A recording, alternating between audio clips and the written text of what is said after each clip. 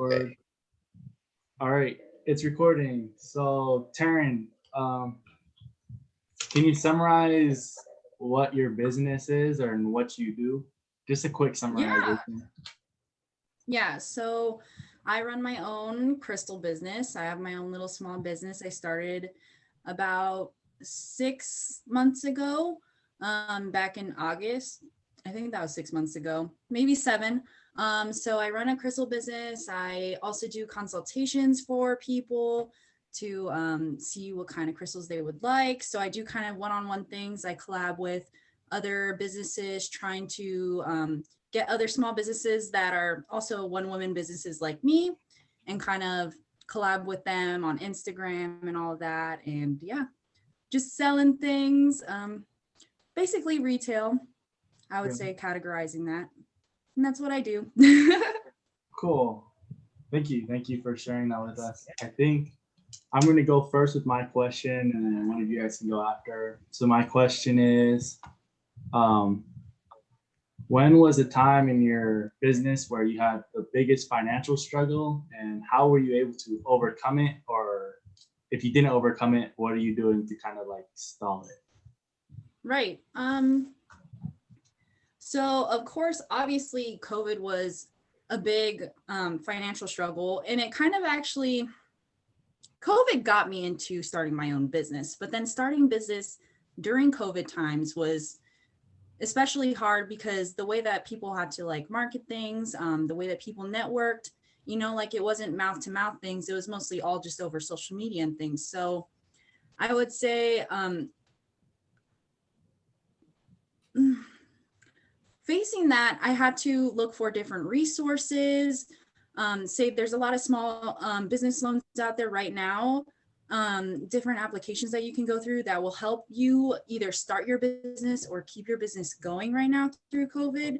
So there are resources available for that. For me, I actually had enough sales for my store to get like offered a line of credit, and so that kind of helped me get a good kind of flow in for my money because guys, honestly, you don't need a lot of money to start a business. My business was started off about 200 $300. So and now I get about over 1K a month, regularly. So it doesn't need to be a lot. You can look around for just little bits of things, and resources are there. So yeah. Wow, that's Thank nice. you. Thank you for sharing. Yeah. All right. And so I have another question is what was a difficult decision you had to make as a leader and how did you come to that decision? Hmm. Okay. It's really hard. I would say in my case, I am the leader of myself, making sure that, and I think that's a hard thing to do. I think sometimes it can be easy for someone like me to tell people like what to do. Like you can easily see what another person needs to pick up on their job. But when you have to look at yourself and evaluate yourself, it gets a little bit harder, and Mm, getting on yourself about um, making difficult decisions too, to even make a move on it. Because basically, no one's telling you, like, oh, yeah, you need to make sure that you're filing your taxes or, doing all that stuff. So the difficult decision is being dedicated to yourself and what you want to represent to everyone else, because that's the most difficult decision, is how you're going to present yourself to everybody and how you're going to hold yourself accountable to doing that. mm, Okay, cool. So, you kind of like to come to a decision, you have to first evaluate yourself. That's kind of what you have to do. Yeah, you do. And I think that's the most important thing as well, especially as a leader. You need to make sure that you're sound with it and sound with yourself. So yeah, that's how I feel. It's hard being your own boss when, no one's going to tell you this is going to be due, or yeah, Yeah, yeah. definitely. that makes sense.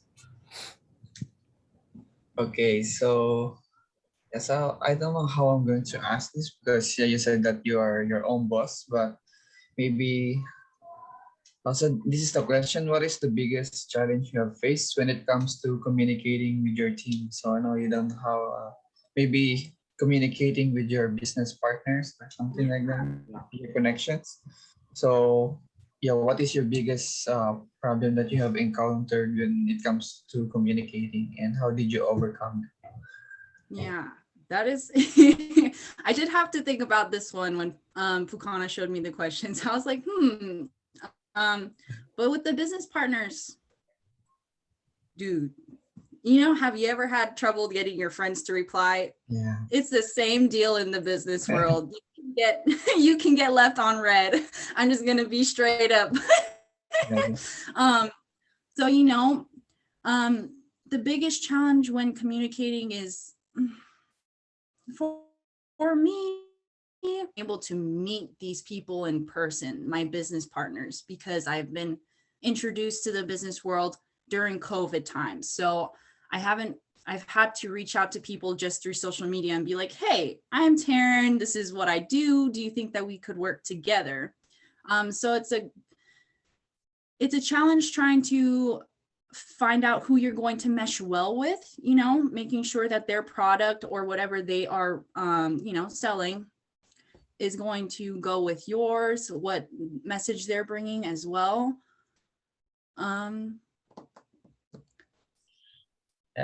There's a lot of stuff. I like to try and get you guys good answers.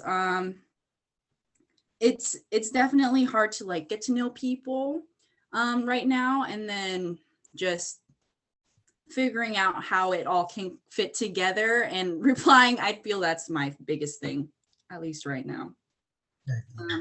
So overcoming that, just be a little bit persistent, if anything, make sure that you get things in writing. You can be friends with people and it can be all friendly, but if it's your business, make sure that you treat it as a business. So, if you're going to order, say, a bulk order of something from your friend, but it's still a business interaction, make sure that you get that in writing so that they follow through and that you follow through. It's just a lot safer. Yeah. Okay, thank you very much. That makes sense. Since one of our group members is not here, I'm going to ask his question. And his question is pretty straightforward. It's what is your long-term vision for your company? Just like, what do you want it to become? What do you want to influence people? Yeah, just like your basic vision. Yeah. Okay, this is a little bit hard for me because right now I feel like I'm in a transition point with my business. So I said like 6 months, I'm now like trying to evaluate where I want to go. And I found a different passion of mine. I'm trying to do a lot of sewing and I'm trying to actually introduce fashion into crystals. I know it's totally two different worlds. So I really want to find a way that either whatever I'm selling, people can connect or feel that they trust the product that I'm pushing out there, trust who is giving them the product. No matter what, my long-term strategy for my company is to connect with customers, give them an experience that they